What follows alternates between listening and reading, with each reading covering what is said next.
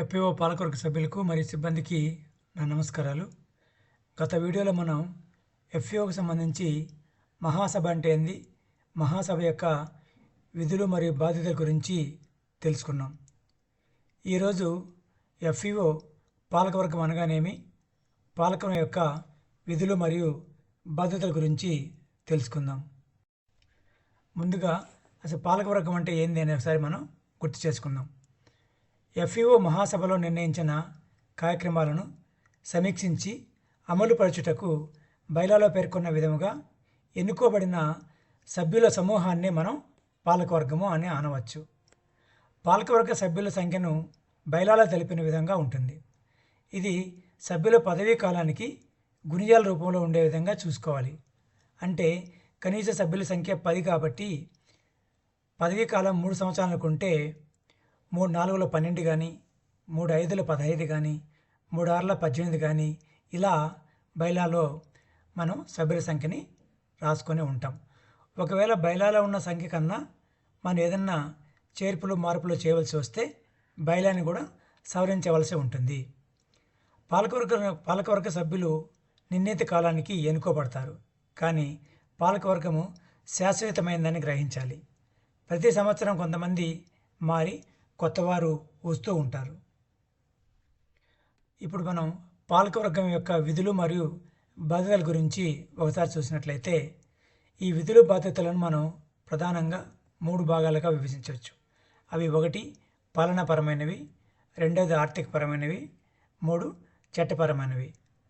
ముందుగా పాలనాపరమైన విధులు బాధ్యతల గురించి చూసినట్లయితే, మొదటిది సభ్యులను చేర్చుకొనుట మరియు తొలగించుట. అంటే సాధారణంగా ఎవరైతే మనం బైలాలో రాసుకున్న విధంగా అర్హత కలిగిన రైతులను సభ్యులుగా చేర్చుకుంటాము. అదేవిధంగా ఎవరన్నా అనర్హత పొందినట్లయితే వాళ్ళను తొలగించేస్తాం. ఈ బాధ్యత పాలకవర్గానికి ఉంటుంది. రెండవది పదాధికారుల ఎంపిక మరియు తొలగింపు. పాలకవర్గము ఎన్నికైన తర్వాత అందులో నుంచి ఒక 3 లేదా 5 మందిని పదాధికారులుగా ఎన్నుకోవడం జరుగుతుంది. అవసరమైనప్పుడు వాళ్ళను తొలగించే అధికారం కూడా మనకు పాలకవర్గానికి ఉంటుందని గ్రహించవచ్చు. 3 ప్రణాళికల రూపకల్పన మరియు అమలు. ఇక్కడ ప్రణాళికలు అంటే వార్షిక ప్రణాళికలు. ఎఫ్ఈఓ చేపట్టే కార్యక్రమాలను ఒక సంవత్సరానికి ముందుగానే మనం తయారు చేసుకుంటాము. దాన్ని అమలు చేసే బాధ్యత కూడా ఈ పాలకవర్గం పైన ఉంటుంది. తర్వాత ఉప కమిటీల ఏర్పాటు మరియు పనితీరు సమీక్ష. 5 సిబ్బంది నియామకము, సిబ్బంది పనితీరు సమీక్ష. అవసరమైనప్పుడు తొలగించడం కానీ, కొత్త వారిని ఎంపిక చేయడం కానీ ఆ బాధ్యత పాలకవర్గానికి ఉంటుందని గ్రహించాలి. చివరిగా ఇతర సంస్థలతో సభ్యత్వము, దాని సమీక్ష మరియు సభ్యత్వ ఉపసంహరణ. మనలాంటి ఇతర సంస్థలు ఉన్నట్లయితే అక్కడ సభ్యత్వం తీసుకోవడం వలన మన సభ్యులకి ఏదన్నా ఉపయోగం ఉంటుంది అనుకున్నప్పుడు మన ఎఫ్ఈఓ ఇతర సంస్థలతో సభ్యత్వం తీసుకోవడానికి అవకాశం ఉంటుంది. దానివల్ల ఉపయోగం లేదనుకున్నప్పుడు అదేవిధంగా సభ్యత్వాన్ని ఉపసంహరించడానికి కూడా వీలుంటుంది. ఈ బాధ్యత పాలకవర్గం పైనే ఉంటుందని మనం గ్రహించాలి. తర్వాత రెండవది ఆర్థికపరమైన విధులు బాధ్యతల భాగం చేసినట్లయితే, నిరంతర కార్యక్రమాలు కొనసాగించడానికి కొన్ని మనకు నిధులు అవసరం ఉంటాయి కాబట్టి ఈ నిధుల సేకరణ బాధ్యత కూడా పాలకవర్గం పైన ఉంటుంది.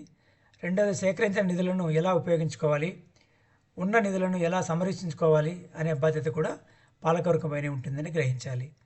3 బ్యాంకు ఖాతాల నిర్వహణ పూర్తిగా పాలకవర్గం పైనే ఆధారపడి ఉంటుంది. తర్వాత నిర్ణీత పుస్తకాల నిర్వహణ. ఈ నిర్ణీత పుస్తకాలు అంటే ఎంపిక చేయబడిన పుస్తకాలు. ఒకవేళ మన ఎఫ్ఈఓ నబార్డ్ నుంచి గన మంజూరు ఉంటే నబార్డు వారు తెలిపిన విధంగా పుస్తకాలు మనం నిర్వహించవలసి ఉంటుంది. అదే మరొక సంస్థ ద్వారా మన ఎఫ్ఈఓ ఏర్పాటు చేసి ఉంటే వాళ్ళు ఏ పుస్తకాలు అయితే చెప్తారో ఆ పుస్తకాలు మనం నిర్వహించవలసిన అవసరం అయితే ఉంటుంది. 5 మిగులు కేటాయింపు. ప్రతి సంవత్సరము మనం వివిధ రకాల వ్యాపార కార్యక్రమాలు చేపడుతూ ఉంటాం. అదేవిధంగా ఆడిటింగ్ కూడా చేస్తూ ఉంటాము. ఆడిటింగ్ చేయడం వలన మన సంస్థ మిగులుగా ఉందా, అదేవిధంగా లోట్లో ఉందా అనేది మనకు అర్థమవుతుంది. ఒకవేళ మిగులు ఉన్నట్లయితే ఆ మిగులును ఏ విధంగా మనం పంచుకోవాలనేది ముందుగానే బైలాలో రాసుకొని ఉంటాము. ఆ విధంగా మనం కేటాయింపు చేయాల్సిన బాధ్యత మన పాలకవర్గం పైనే ఉంటుందని మనం చెప్పచ్చు. అంతేకాకుండా లోటు నిర్వహణ ప్రతి సంవత్సరము మిగిలే ఉంటుందని చెప్పలేము. ఒక్కొక్కసారి నష్టం కూడా రావచ్చు. నష్టం వచ్చినప్పుడు దాన్ని ఏ విధంగా పూడ్చాలి అనేదాన్ని మన యొక్క లోటు నిర్వహణ అంటాం. మరి ఈ బాధ్యత కూడా పాలకవర్గం పైనే ఉంటుందని గ్రహించాలి. చివరిగా చట్టపరమైన విధులు బాధ్యతల పరంగా చూసినట్లయితే మొదటిది సమావేశ నిర్వహణ. ఇక్కడ సమావేశ నిర్వహణకు సంబంధించి మనం బయలాలోనే రాసుకొని ఉంటాం. మహాసభ సంవత్సరానికి ఎన్ని మీటింగ్లు పెడతాము, అదేవిధంగా పాలకవర్గం కూడా ఎన్ని సమావేశాలు జరుపుకుంటామనేది ముందుగా రాసుకొని ఉంటాము. ఆ విధంగా సమావేశాలు నిర్వహించవలసిన బాధ్యత కూడా ఈ పాలకవర్గం పైన ఉంటుందని చెప్పచ్చు. తర్వాత ప్రతి సంవత్సరము పాలకవర్గానికి ఎన్నికలు నిర్వహించడం కానీ, అదేవిధంగా లెక్కలు ఆడిటింగ్ చేయించడం కానీ, అదేవిధంగా లెక్కల ఆడిటింగ్ అయిన తర్వాత వార్షిక మహాసభ నిర్వహించి వార్షిక రిటర్న్స్ ఫైలింగ్ చేయాల్సిన బాధ్యత కూడా మన పాలకవర్గం పైనే ఉందని గ్రహించాలి. దీంతో పాటుగా మన ఎఫ్ఈఓకు ఏమైనా లైసెన్సులు ఉన్నట్లయితే ఆ లైసెన్స్ యొక్క టెన్యూర్ చూసుకొని అవి రెన్యువల్ అవసరమైతే ఎప్పటికప్పుడు రెన్యువల్ చేయాల్సిన బాధ్యత కూడా ఈ పాలకవర్గం పైన ఉంటుందని చెప్పచ్చు. ఇవి ముఖ్యంగా కొన్ని విధులు బాధ్యతలు. అవసరాన్ని బట్టి మరికొన్ని విధులు బాధ్యతలు అనేటివి ఉండవచ్చు. ఇక్కడ ముఖ్యమైన విధులను నేను మీతో షేర్ చేసుకోవడం జరిగింది. ఇవి కాకుండా మరికొన్ని ముఖ్యమైనవి ఉన్నాయని మీరు భావించినట్లయితే మీరు కామెంట్ రూమ్లో పెట్టినట్లయితే 10 మందికి ఉపయోగకరంగా ఉంటుందని నా ఉద్దేశం. ఓపికగా విన్నందుకు ధన్యవాదాలు. ఈ వీడియో కన్నా మీకు నచ్చినట్లయితే దీన్ని మీరు సబ్స్క్రైబ్ చేసుకున్నట్లయితే నేను పెట్టే వీడియోలన్నీ కూడా ఎప్పటికప్పుడు మీకు అందుతాయి. అంతేకాకుండా మీ సభ్య రైతులకు కూడా దీన్ని చేరవేసి వాళ్ళను కూడా సబ్స్క్రైబ్ చేసుకోమన్నట్లయితే ఎప్పటికప్పుడు వీడియోలు వాళ్ళకు ఉపయోగపడతాయనేది నా ఉద్దేశము. అంతేకాకుండా ప్రతి ఒక్కటి కూడా పవర్ పాయింట్ ప్రజెంటేషన్ని వీడియో రూపంలో ఎందుకు పెడుతున్నానంటే మీరు నోట్బుక్లో రాసుకొని మళ్ళీ చదువుకోవడానికి అవకాశంగా ఉంటుంది అనే ఉద్దేశంతోనే ఈ పవర్ పాయింట్ ప్రజెంటేషన్స్ని వీడియో రూపంలో మీ ముందుకు తీసుకొస్తున్నాను. ఇవి మీకు ఉపయోగపడతాయని ఆశిస్తున్నాను.